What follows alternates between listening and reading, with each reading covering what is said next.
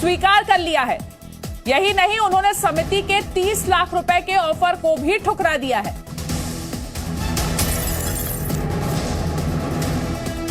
सबसे पहले स्वामी जी आपको मेरा प्रणाम, और सबसे पहले ये जानना चाहूंगा, क्या आप अंधविश्वास फैलाते हैं?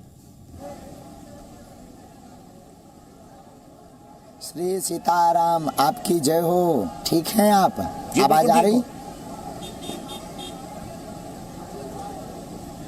हाँ, आपने पूछा कि आप क्या अंधविश्वास फैलाते हैं। अगर हनुमान जी के नाम का प्रचार करना, सनातन की बात करना और श्री हनुमान जी महाराज की चर्चा करना, हनुमान चालीसा आदि उपायों से जोड़ना, पितृ मातृ पितृ पूजन के बारे में बताना, अगर यह अंधविश्वास है तो भारत के जितने भी हनुमान भक्त हैं वो सब फैला रहे हैं।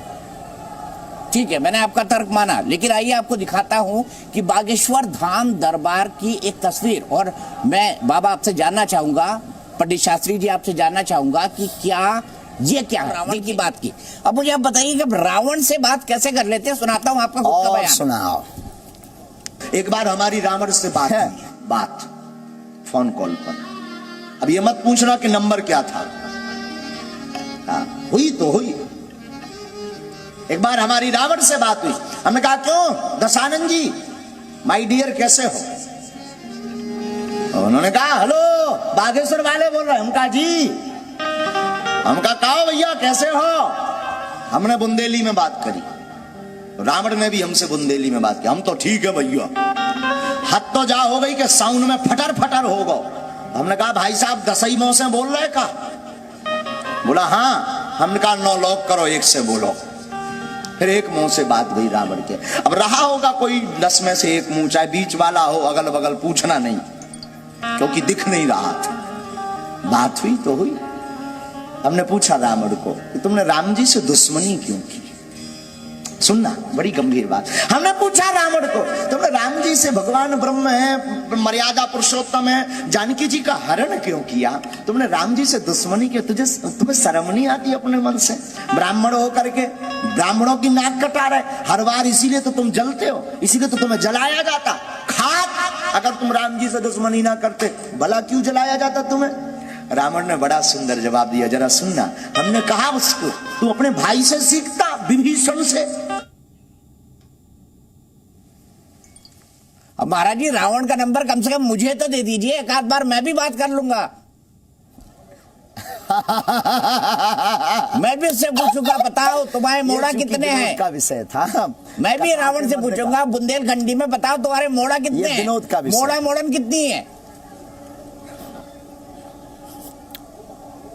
हमें आपकी आवाज ये वाली समझ में नहीं आ रही, थोड़ा धीरे बोलो, लाउड माइक से बाहर। अच्छा, मैं ये पूछ रहा हूँ आपसे। हाँ, तो क्या बोले आप? हिंदी में भी समझा दूंगा। बुंदेलखंडी में मैं भी रावण से बात करूंगा। हाँ। और महाराज जी अगर आप नंबर दे देंगे तो मैं इनसे ये पूछूंगा, रावण बताओ तुम्हारी मोड़ा कितने हैं? आओ, सही कह दे, आओ, सही है, बढ़िया बढ़िया। ये देखो श्रीमान जी, ये विनोद का विषय है, ये टीवी का विषय, जो कथा का विषय है, इसे विनोद कहते हैं। और विनोद में चर्चाएं चलती रहती हैं, कथा के मध्य में समझाने के लिए, भक्तों को, उनको कनेक्टेड, लोगों को कनेक्टेड करने के लिए, कि उन्हें समझ आ जाए, ये विनोद है। और विनोद में जैसे कवि होता ना, तो कवि अपने भावों को उद्भव करता है, उसी प्रकार कथाकार अपने भावों को जोड़ने का। पर ये उचित नहीं है, ये हम मानते हैं, ये हमारा उचित नहीं है। रावण से बोलने वाला कि भाई नंबर लगाया, ये उचित नहीं है, ये भावावेश और अतिशयोक्ति। लेकिन ये जो है विनोद है, और ये होता रहता है, और विनोद होता रहना चाहिए। मस्ती मजाक के लिए कोई सॉरी नहीं बोलता है, समझ गए श्रीमान जी? तो इसको तो आप सुनिए ही मत, जो सार की बात है उसको सुनिए। मतलब जो आपने बोला वो सब सच है, भले से वो गलत हो, गलत परंपरा हो, क्या ये कह रहे हैं आप? क्या जी? मैं ये पूछ रहा हूँ आपसे, आपने जो कह दिया वो सच है, आप उसके लिए माफी नहीं मांगेंगे, भले से वो एक गलत परंपरा या गलत बात बता रहा हो? फिर वही बात, उल्टी बात। हमने कहा कि ये विनोद का विषय है, विनोद का विषय है। जो सच है वो सच है, जो झूठ है वो झूठ है, जो विनोद है वो विनोद है। हनुमान जी है, रावण है, राम है। ये कभी एक नहीं हो सकते हैं, और ये समझाने की एक तरीका है, और लोगों की समझ में कैसे हमारी वार्ता आवे।